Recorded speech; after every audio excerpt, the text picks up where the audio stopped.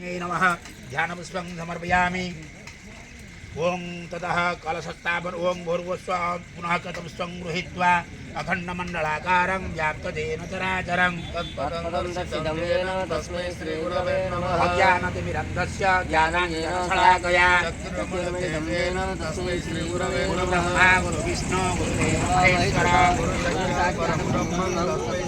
ओं श्री गुरुभ्यो नमः परम गुरुभ्यो नमः परापर गुरुभ्यो नमः परमेष्टि गुरुभ्यो नमः गुरुचरणकमलेभ्यो नमः मन्त्राक्षरपुष्पं समर्पयामि। नमस्कार ब्रह्मानन्दं परमसुखदं केवलं ज्ञानमूर्ति गन्धातीतं गगनसदृशं तत्तमस्यादिलक्ष्यम् एकं नित्यं विमलमचलं सर्वादिशाखीभूतम्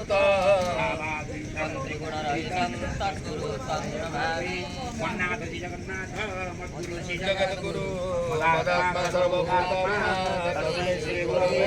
श्रीचरणकमलेभ्यो नमो नमः। हरिः ओं भूरसि भूमिरसि तिथिरसि विश्वधायं विश्वस्यं भुवनक्षधर्ति पृथिवीन्द्रं पृथिवीन्द्रं पृथिवीं भूमौ पुरुषस्पर्शविनियोगः धन्यमसि दिने देवानं दिने यज्ञं दिने यज्ञपतिं दिने मन्दिरज्ञानं कलशं ओं धन्यमसि देवानः चित्रदेवानां